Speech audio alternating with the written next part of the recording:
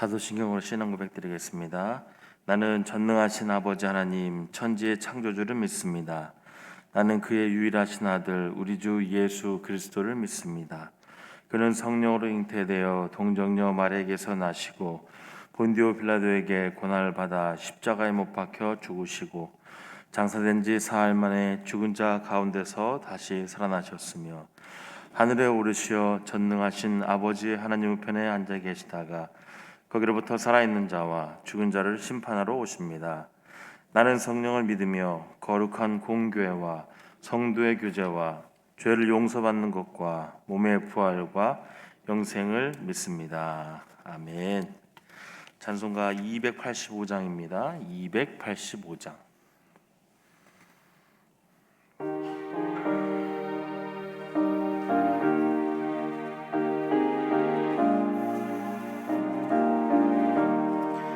주의 말씀 받은 그날 참 기쁘고 복되도다. 이 기쁜 마음 못 이겨서 온 세상에 전하노라. 기쁜 날 주 나의 죄 다 씻은 날 늘 깨어서 기도하고 늘 기쁘게 살아가리. 기쁜 날 주 나의 죄 다 씻은 날 이 좋은 날 내 천한 몸 새 사람이 되었으니 이 몸과 마음 다 바쳐서 영광의 주를 섬기리. 기쁜 날 주 나의 죄 다 씻은 날 늘 깨어서 기도하고 늘 기쁘게 살아가리. 기쁜 날 주 나의 죄 다 씻은 날 새 사람 된 그날부터 평안한 마음 늘 있어서 이 복된 말 전하는 일 나의 본분 삼았도다. 기쁜 날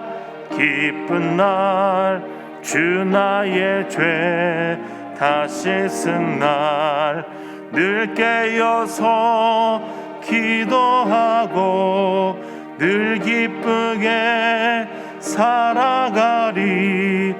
기쁜 날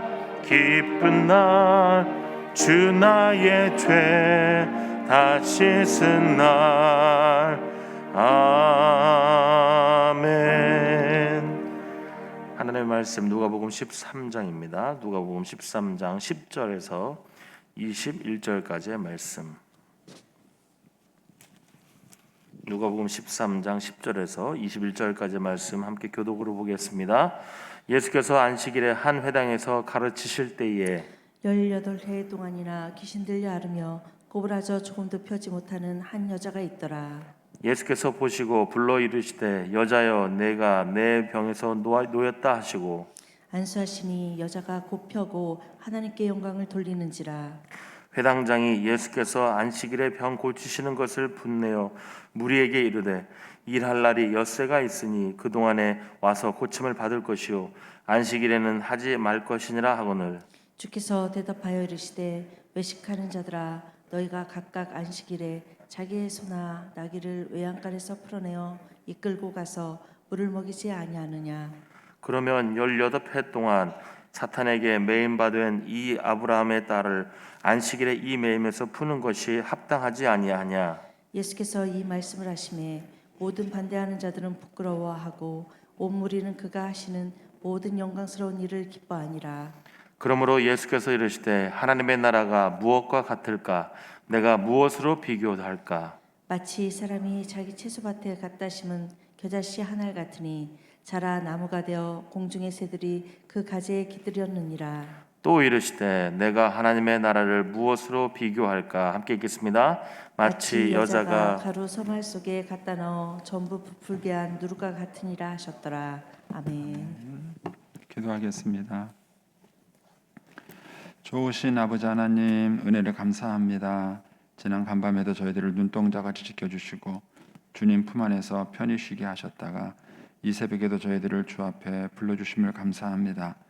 오늘도 저희들에게 새날 주시고 또 생명 주시고 건강 주셨는데 이 한 날도 주님과 더불어 동행하게 하시고 주를 기쁘시게 하는 한 날 되게 하여 주옵소서. 이 새벽에도 주님께 감사의 예물을 드립니다. 주님의 은혜에 감사합니다. 하나님 아버지, 믿음으로 또 순종으로 감사로 드리는 예물을 주님께서 기뻐 받으시며 약속하신 하늘의 복과 땅의 복으로 충만하게 채워 주옵소서. 주의 은혜로 종의 가정들을 형통케 해주시며 그 자녀들을 축복하여 주시옵소서. 예수님의 이름으로 축복하며 기도하옵나이다. 아멘. 이 새벽에도 주의 은혜와 축복이 함께 하시기를 축원합니다. 우리가 이제 신앙생활을 해나갈 때에 어떻게 하는 것이 우리가 신앙생활을 잘하는 것일까? 특별히 주님께서는 이제 우리 예수 믿는 사람들을 통해서 하나님의 나라를 이 땅에 세우기를 원하십니다. 하나님 나라를 확장하고 세우기를 원하시는데 어떻게 하나님 나라를 우리가 세워가는데 헌신할 수 있을 것인가? 에 대해서 이제 오늘 이제 이 본문의 사건의 말씀이 주님이 우리에게 교훈과 답을 주십니다. 먼저 이제 10절에서 이제 17절까지는 한 안식일에 일어난 사건을 기록하고 있죠. 그리고 18절에서 21절은 바로 이 사건을 바탕으로 해서 주님께서 우리에게 이제 교훈해 주시는 말씀입니다. 먼저 이제 10절에 가시면 예수님께서 안식일에 한 회당에서 가르치실 때에 이렇게 하죠. 예수님의 그 중요한 사역 가운데 하나는 뭐냐면 가르치시는 사역이에요. 그래서 가르치시고 선포하시고 병을 고치시고 이것이 이제 예수님의 3대 사역 가운데 하나입니다. 그래서 이제 교회에서도 중요한 일이 바로 예수님이 하시는 사역을 계승하는 거예요. 가르치고 선포하고 치유하는 일입니다. 그리고 또 이것은 이제 우리 신자들이 해야 될 중요한 일이기도 합니다. 그래서 이런 면에서 우리가 누구를 가르칠 수 있는가 하는 것은 되게 중요해요. 내가 누구를 가르치고 있는가, 또 무엇을 가르칠 것인가 하는 것이죠. 근데 가장 기본적인 것이 이제 부모가 자녀를 가르치는 거예요. 뭘 가르치는 거죠? 하나님의 말씀을 가르치는 것입니다. 그리고 내 자녀뿐만 아니라 교회 내에서 또 다른 사람들을 가르칠 수 있는 그런 이제 준비가 돼야 되는 것입니다. 예수님의 사역은 어디를 가든지 이렇게 가르치는 사역이 중요하셨어요. 그리고 이제 이어서 이제 병을 고치는 사건이 나옵니다. 11절에 가시면 18해 동안에 귀신 들려 앓으며 꼬부라져 조금도 펴지 못하는 한 여자가 그 회당에 있었어요. 근데 이 사람이 이제 이렇게 귀신 들려서 아프고 꼬부라져서 몸도 펴지 못하는 데에 어쨌든 이 안식일에 이곳에 나왔다는 게 참 대단해요. 여러분들 이 모습을 한번 상상을 해보세요. 일단은 이 사람은 몸이 병들었어요. 몸이 병들면 만사가 다 귀찮습니다. 귀찮고 뭘 한다는 것 자체가 쉽지 않은 거죠. 근데도 불구하고 이 불편한 몸을 끌고 이분이 이제 이 회당을 찾아온 것입니다. 그리고 이제 회당에서 예수님 말씀을 듣다가 이제 이 은혜를 경험하게 된 거죠. 12절에 보면 예수께서 보시고 그랬습니다. 이제 그 여인을 보신 거죠. 여기서 예수님께서 보시고라고라는 이 말을 봤을 때에 그냥 보신 게 아니에요. 그냥 이 여인을 그냥 외모적으로만 보신 것이 아니라 이 여인의 상태를 깊게 볼 수 있었다는 것입니다. 이제 그걸 뭘 보면 알 수 있느냐면은 이제 15, 16절에 예수님께서 이 여인에 대해서 한 얘기가 있죠. 먼저 16절에 가서 보시면 예수님이 이런 얘기를 하죠. 18해 동안이나 예수님은 이 여인의 세월을 아셨어요. 그러니까 사람이 1년, 2년이 아니고 18년 동안 아팠다. 18년 동안 아파 보셨어요? 그러니까 이 18년 동안 아팠다는 이 세월의 고통을 예수님은 아셨고 또 사탄에게 매인 바 됐다. 그러니까 사탄에게 매여서 자기 인생을 못 산 거죠. 매였다는 얘기는 속박됐다는 얘기예요. 그러니까 내가 자유롭게 살지 못하고 무엇인가에 속박이 된 거죠. 예수님은 이 여자가 사탄에게 매여서 그런 속박된 삶을 살았다는 것을 주님은 아셨어요. 그래서 이 속박으로부터 예수님은 뭐예요? 이 여자를 풀어주기를 원하신 겁니다. 그러니까 예수님이 이 여자를 보셨다라고 말씀하셨을 때는 그냥 단순히 그냥 쳐다봤다 이런 의미가 아니라 이 여인이 가지고 있는 그런 고통, 아픔, 어려움 이런 것들을 예수님께서는 깊이 있게 보신 것이죠. 그러니까 이 11절만 이제 가만히 묵상을 해봐도 여러 가지 생각을 하게 돼요. 첫째는 이제 18일 동안이나 아팠다는 것이고 그것도 귀신 들려서 아픈 거예요. 그러니까는 귀신 들려서 아팠다는 얘기는 몸만 아픈 것이 아니라 정신도 온전하지가 않다는 것을 갖고 있죠. 그런데다가 꼬부라져 조금도 펴지 못했다. 정말 불편했을 것 같아요. 사람이 이렇게 몸이 다 꼬부라져서 몸을 펴지 못하는 그런 상태로 18년을 사는 거예요. 18년을. 그러니까는 얼마나 이제 이 여자의 삶이 비판했을까. 또 질병이라는 것은 항상 질병만 가져오는 것이 아니에요. 그 질병을 치료하느라고 병도 어떤 돈도 소비하게 되고 또 그런 과정에서 인간관계의 관계도 깨지는 거예요. 사람이라는 것은 자기가 참 뭐 잘생겼다, 그래도 쓸모 있다 이런 자부심을 가지고 인간이 살아가는 건데 외모적으로 이렇게 형편없이 망가지게 되면은 자존감도 상당히 많이 이제 상실을 하게 되는 거죠. 자존감도 상실하게 되고 다른 사람들과 대인 관계를 갖는 것도 어렵게 되는 것이죠. 그러니까는 이 여자가 갖고 있는 고통은 한두 가지가 아닌 것입니다. 예수님은 이 여인의 고통을 보신 겁니다. 그래서 12절에 가시면 예수께서 보시고 불러 이르시되 여자여 내가 내 병에서 놓였다 하고 이제 이 병을 예수님이 치료해 주십니다. 이걸 보면 뭐 다른 그 사건처럼 이 여자가 예수님께 뭐 부르짖었다든지 또는 뭐 누가 옆에서 간청을 했다든지 또는 이 여자가 믿음이 있다든지 이런 표현이 하나도 없어요. 이 여자가 믿음 때문에 내 믿음대로 구원받았다 뭐 이런 것도 아니고 뭐 친구들이 와가지고 뭐 이 사람을 고쳐달라고 막 간청한 것도 아닌 거예요.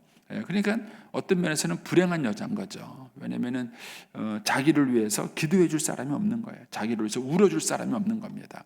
뭐 귀신 들린 딸을 둔 엄마는 그 딸을 위해서 기도했고 또 중풍병 든 친구는 4명의 친구가 침상을 메고 나올 만큼 뭔가 그 사람을 대신해서 얘기해 줄 사람이 주변에 있는 거예요. 근데 이 사람은 없는 거예요.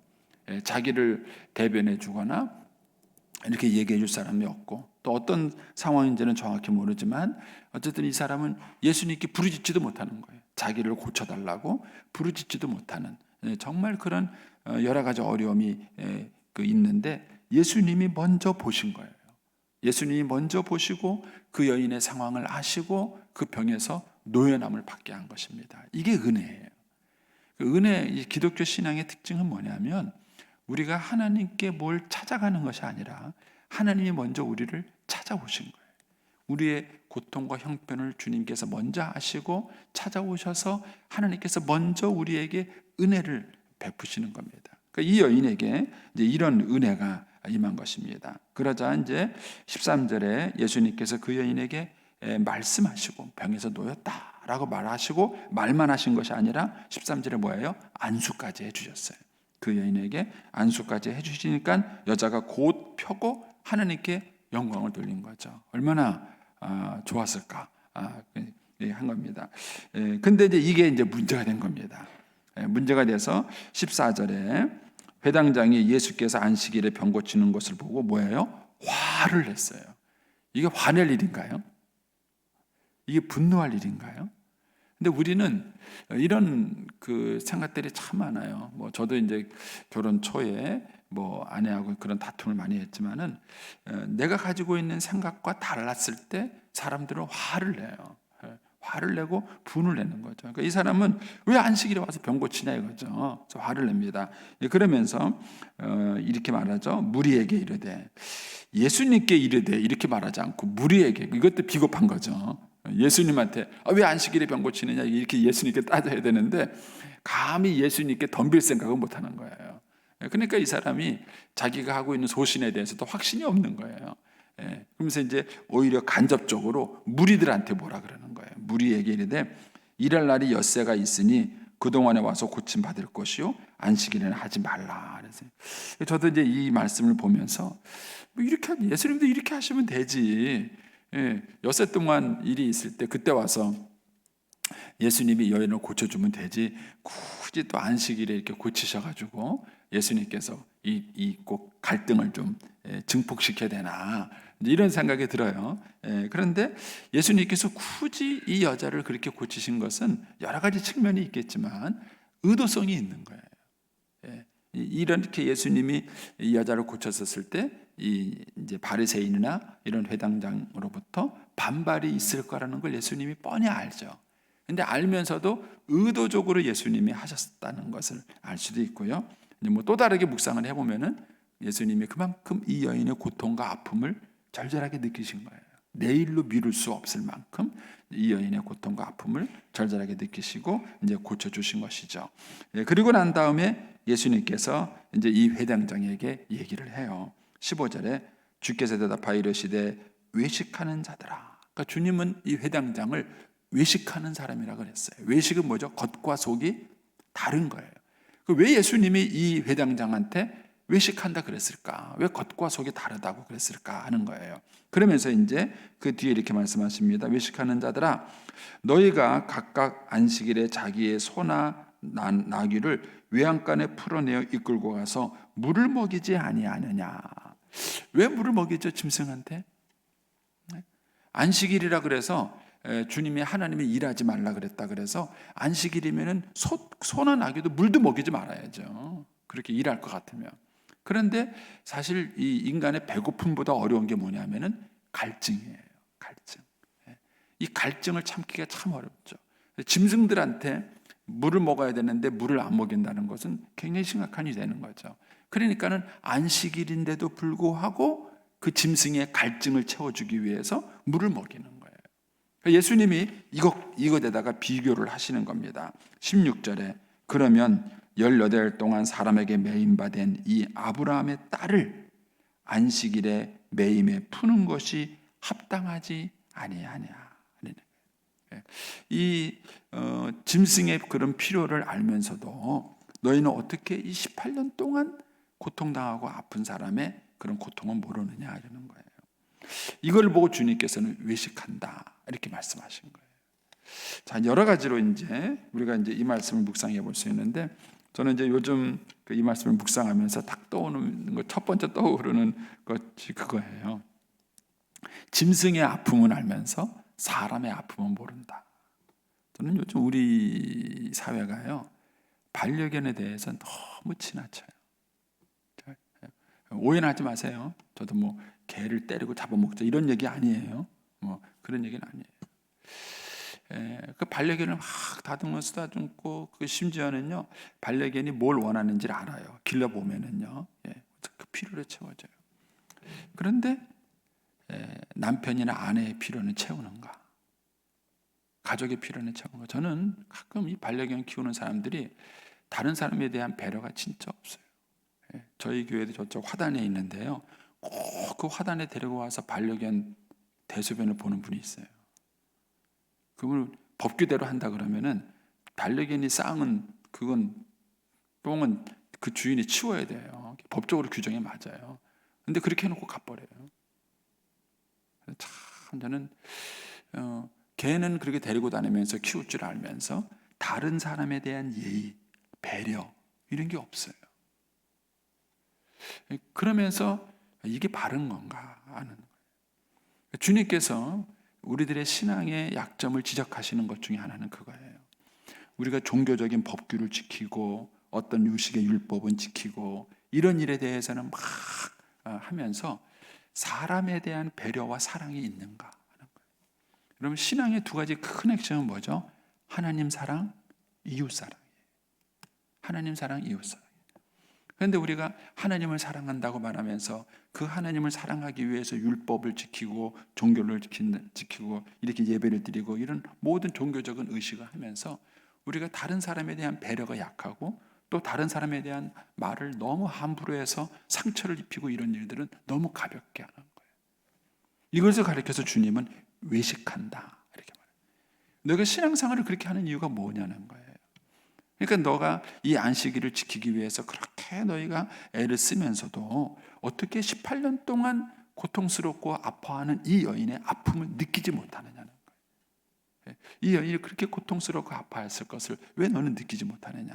주님은 이제 지적을 하신 거죠. 그러면서 또 한 가지는 안식일의 참된 의미를 가르쳐줘요. 안식일은 뭐죠? 말 그대로 안식하는 거예요. 누구를 위한 안식이에요? 누구를 위한 안식이냐는 거예요. 그 누구를 위한 안식이 하나님의 영광과 우리 인간을 위한 거예요. 하나님께서 안식일을 왜 만들었겠습니까? 그 안식일을 만든 목적은 뭐냐면 우리로 하여금 쉬고 안식하기 위해서 그 안식일을 만드신 거예요. 그렇다면 18년 동안 귀신에 들려서 매여가지고 안식을 누리지 못하는 여자, 18년 동안 안식하지 못했어요. 그 18년 동안 안식하지 못한 이 여자를 안식일 날 안식하게 해주는 것이 합당하지 않냐는 거예요. 그런데 바리새인들은 종교적인 규례, 의식 이런 것에 너무 꽉 매여 있다 보니까 주객이 전도가 돼버리는 거예요. 주객이 전. 그래서 동물들의 갈증은 해결할 마음은 가지면서도 18년 동안 그 귀신에 들려서 매여 있는 이 여자의 아픔은 왜 느끼지 못하느냐는 거예요. 그걸 왜 느끼지 못하느냐 하는 것입니다. 따라서 우리가 신앙생활할 때 조심할 것은 뭐냐면 심령의 변화예요. 어떤 외형적인 어떤 율법적인 요구나 이런 형식이나 틀이나 이런 것보다도 우리의 마음에 정말 중심인 거예요. 그래서 예배하는 자는 신령과 진리로 예배할 것이다. 그 주님이 말씀하신 거예요. 그래서 주님께서는 이제 안식일에 이 회당장의 그런 이중적 그런 신앙의 모습을 주님께서 지적하신 겁니다. 그러니까 17절에 사람의 반응이 뭐냐 하면은 예수께서 이 말씀을 하실 때 모든 반대하는 자들은 부끄러워했어요. 예수님을 비판했던 사람들은 부끄러워했고 온 무리는 그가 하시는 모든 영광스러운 일은 뭐예요? 기뻐했다. 이게 정말 참된 신앙이구나 하는 것을 그들이 발견한 거예요. 그러니까 그것 때문에 굉장히 기뻐한 것입니다. 따라서 여러분들 신앙생활이 저와 여러분에게 안식이 되고 기쁨이 돼야 돼요. 신앙이 무거운 짐이 되면 안 됩니다. 예를 들어서 이제 이런 거예요. 남편을 위해서 밥을 해주고 아이들을 위해서 밥을 차려주고 집안일을 하는 것이 행복하세요? 지겨우세요? 팔자세요? 여러분 그게 행복해야 정상이에요. 여러분들이 결혼할 때 정말 행복하게 결혼했잖아요. 그래가지고 행복하게 결혼해서 막 그렇게 행복하게 살았던 거잖아요. 근데 어느 날 그게 무거운 짐이 돼버린 거예요. 왜 그렇죠? 그걸 돌아보셔야 되는 거예요. 원래는 하나님께서 그것이 행복하게 하도록 만든 거예요. 자녀를 기르는 것도 행복한 일이에요. 그런데 그게 행복이 아니라 어느 순간에 짐이 돼버린 거예요. 무거운 짐이 돼버린 거예요. 근데 그것은 우리가 하나님의 뜻대로 하고 있지 않다는 뜻이에요. 그러니까 안식일도 우리가 하나님의 뜻대로 하면 정말 우리에게 안식을 가져오고 축복이 주는 날이라야 되는 거예요. 근데 그렇지 않다면 우리가 어떤 종교적인 어떤 외형적인 형식에 너무 무겁게 매인 것이 아닌가를 한번 점검을 해봐야 하는 것입니다. 그러면서 주님께서 이것과 연관시켜서 이제 18절 얘기를 하시는 거예요. 그러므로 하면서 이제 우리가 잘 아는 두 가지 비유를 얘기하십니다. 이 비유를 얘기하시기 전에 주님이 뭐라 그랬냐면은 18절에 하나님의 나라가 무엇과 같을까? 내가 무엇으로 비교할까? 그러니까 내가 어떻게 해서 너희들에게 하나님의 나라를 설명해 줄 수 있을까? 주님이 고민을 하신 거죠. 20절에도 또 마찬가지죠. 또 이르시되 내가 하나님 나라를 무엇으로 비교할까? 내가 어디다가 내가 하나님 나라를 비교해서 이걸 설명해 줄까? 이렇게 고민해요. 그러면서 우리가 잘 아는 두 가지 비유를 하셨죠. 19절에 가면은 밭에 갖다 심은 겨자씨 한 알. 이 비유의 특징은 뭐예요? 심는 거는 굉장히 작아요. 그런데 나중에는 그게 자라서 커서 나무가 되니까 뭐죠? 그 새가 거의 깃들이는 거예요. 씨앗일 때는 그냥 새가 톡 쪼아 먹으면 그만이에요. 그런데 그 씨가 자라니까 오히려 그 새가 거할 수 있는 나무로 컸다는 거죠. 그 다음에 이제 21절에 가면은 누룩에 대한 비유죠. 큰 양이 많은 가루라도 적은 누룩이 들어가서 전부를 부풀게 하는 이 비유를 합니다. 그러면서 주님께서는 하나님의 나라가 그렇게 세워진다는 거예요. 여러분, 이제 앞에 있는 사건과 연결시키면 뭐냐 하면 하나님의 나라는 한 영혼 한 영혼을 사랑하는 데서 생기는 거예요. 여러분, 교회 천국은 어떻게 올까? 일 잘못하는 사람은요, 자꾸 제도를 바꾸려고 그래요. 개혁하려고 그래요. 자꾸 회의를 해요. 여러분, 그렇게 해가지고는 하나님 나라가 안 옵니다. 그래서 바뀌는 게 아니에요. 하나님 나라는 어떻게 오는가? 안식하지 못하는 그 한 영혼 한 영혼을 사랑하는 데서 오는 거예요. 그 한 영혼 한 영혼을 사랑해주고 그 한 영혼 한 영혼을 그 매임에서 풀어주는 이런 사랑과 섬김이 우리가 볼 때는 굉장히 작아 보여요. 별일이 아닌 것처럼 보여요. 근데 그 극히 작아 보이는 그 작은 일이 세상을 바꾸는 거예요. 요즘 마더와이즈를 공부하면서 엄마들이 배우는 건 그거예요. 내가 키우는 이 아이 대단한 일일까요? 이게 무슨 큰 일일까요? 그 아이를 먹이고 입히고 씻기고 닦이고 뭐 재우고 얼레주고 달래주고 하는 그게 그렇게 큰 대단한 일일까요? 그게 겨자씨 하나를 씹는 것 같은 굉장히 보잘것없는 것처럼 보이는 거예요. 근데 그 아이가 모세라니까는요. 그 아이가 사무엘이에요. 우리는 그 큰 걸 보지 못하는 거예요. 저는 그 아이를 기르고 돌보는 것이 굉장히 겨자씨 하나 것처럼 작아 보일지 모르겠지만 결국 그 아이가 자라서 이스라엘 민족을 이끌어가는 지도자가 되는 것입니다. 저도 어제도 뉴스 보면서 또 한심해요. 초등학교에서 어떤 엄마가 자기 아이가 왕따 당했다고 와가지고 선생님 머리채를 잡아 당기고 싸웠다며. 도대체 그 엄마는 어떤 엄마인지 좀 궁금해요.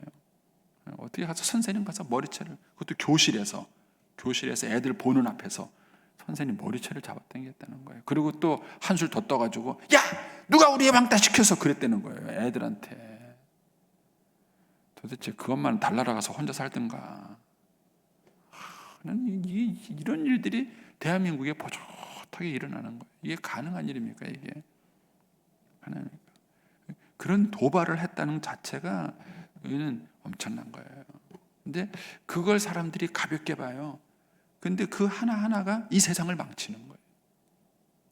그리고 그렇게 버릇없이 큰 아이가 나중에 어떻게 되고 연쇄살인범이 될지 어떻게 하게. 또 그 아줌마 또 이 설교 듣고 또 저한테 고. 그러면 생각해 보세요. 근데 그 하나가 결코 작은 게 아니에요. 그 작은 겨자씨 하나가 나중에는 온 세상을 채우는 하나님의 나라를 세우는 것입니다. 여러분, 일단은 늘 말씀드린 게 그거예요. 가정에서부터 잘하자. 가정에서 여러분 믿음 생활, 신앙 생활 가정에서부터 잘해요. 자꾸 무슨 제도를 개혁하겠다고 자꾸 뛰쳐나가고 그런 것보다 더 중요한 게 한 영혼 한 영혼을 사랑하시고 가정에서 먼저 우리 가정을 바로 세우고 우리 교회를 건강하게 세우고 이것이 아무것도 아닌 것 같아도 세월이 지나고 시간이 지나고 나면요 이것이 이 세상을 가득 채우는 하나님의 나라를 이루는 것입니다. 예수님이 12명의 제자를 키울 때에 사람들은 과소평가했어요. 예수님은 무슨 건물을 지은 것도 아니고 책을 쓰신 것도 아니에요. 12명의 제자를 키워놓으시고 그리고 부활승천하셨어요. 그런데 그 12명의 제자가 오늘 이렇게 세상을 바꿔놓은 것입니다. 그래서 저와 여러분이 하느님 나라에 대한 큰 비전을 가지고 이 18년 동안 병든 여인, 어떻게 보면 아무것도 아닌 것 같은 이 여인을 사랑하고 돌보고 섬기는 일을 우리가 포기해서는 안 됩니다. 결국 하나님께서 그것을 통해서 오늘 이 세상에 하나님 나라를 세워간다는 것입니다. 기도하겠습니다.